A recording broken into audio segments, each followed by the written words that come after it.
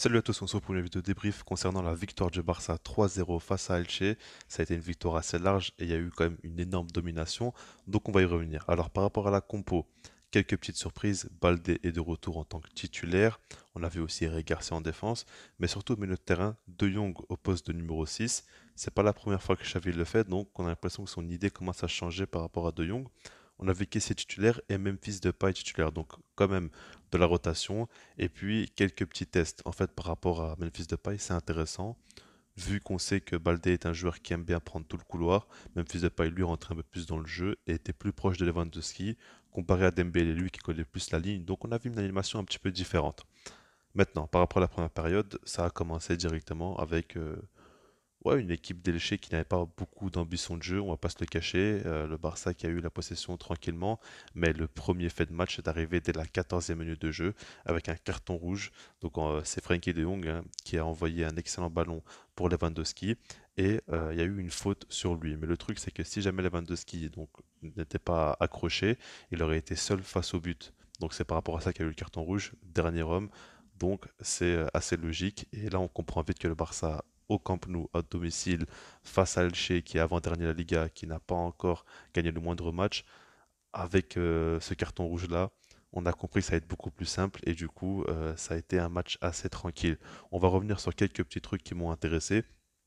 Déjà par rapport à Frankie de Jong au poste de numéro 6, je l'ai trouvé très bon. Après là, c'est dans une compose, enfin, c'est dans un match assez simple pour lui.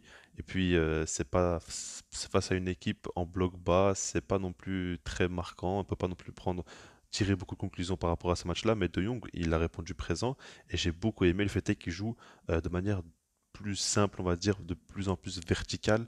Il prend de plus en plus d'initiatives et j'aime beaucoup ce qu'il propose. Honnêtement, Frankie de Jong dans ce rôle-là, ça lui convient beaucoup mieux.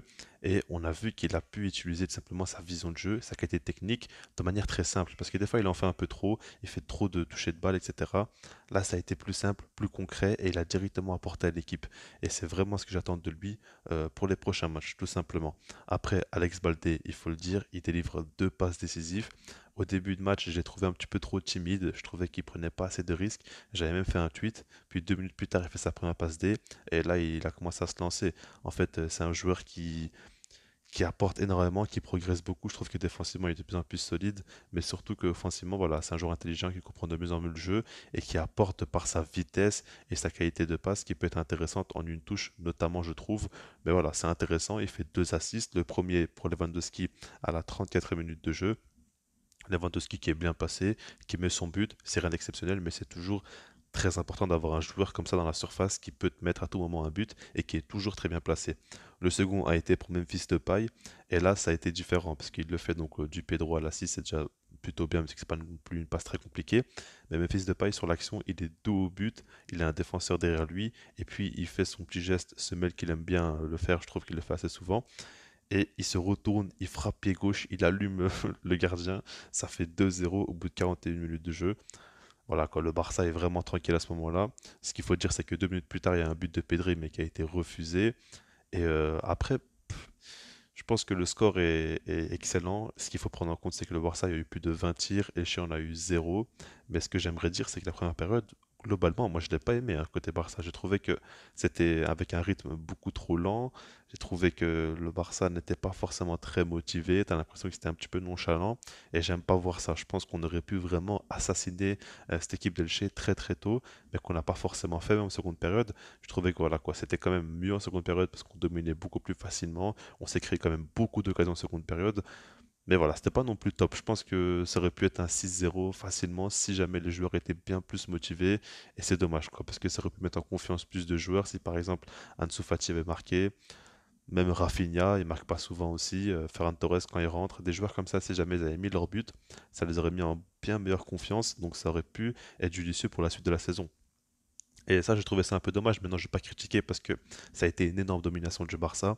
Et puis l'adversité n'a pas non plus été intéressante. On va pas se le cacher. Elche a fait un match très très compliqué. Donc du coup, le Barça s'en sort bien. Lewandowski a mis un deuxième but, ça il faut le dire en 48 minutes de jeu. C'est une action intéressante avec Dembélé qui lance, notamment l'action. Mais ce que j'aimerais aussi dire, c'est par rapport à Pedri. Pour moi, vraiment, il fait un excellent match. Je pense peut-être que c'est l'homme du match selon moi. Après, le homme du match officiel, ce sera très certainement Lewandowski parce qu'il a mis un doublé, mais Pedri, vraiment, il a lancé énormément d'actions. Il avait vraiment un rôle très important dans la création. Il a une vision de jeu et il arrive toujours à prendre les bons choix. Donc c'est vraiment très très fort ce qu'il nous propose. Mais voilà, j'aimerais quand même faire une petite critique par rapport à Xavi. C'est surtout au niveau de la compo. Il a mis Koundé latéral droit. Et encore une fois, on le voit face à des équipes en bloc bas, surtout quand on joue au Camp Nou, quand on sait qu'on va souvent dominer. Il sert à rien à ce poste-là, faut pas se le cacher. Dans les gros matchs, je comprends quand il y a une grosse adversité, même à l'extérieur quelquefois, mais dans ce genre de configuration, Koundé n'apporte pas grand-chose. Et puis la sécurité défensive, elle ne vaut pas grand-chose parce qu'on sait qu'on est très rarement en danger. Donc dans ce cas-là, je pense que Bellerin ou Sergio Roberto, quand il n'est pas blessé, bah, peuvent apporter. Et ça, je trouve ça assez dommage. Maintenant, sinon, globalement, j'ai été content du match. Le Barça gagne 3-0, c'est le principal. Demain, il y a un match Atlético Madrid-Real Madrid. Donc si jamais il y a un match nul ou une défaite du Real, on peut passer vraiment définitivement premier de la Liga avant la trêve, ce qui serait quand même une très bonne chose. Dites-moi vous ce que vous en pensez dans les commentaires, et puis sinon moi je vous dis peace.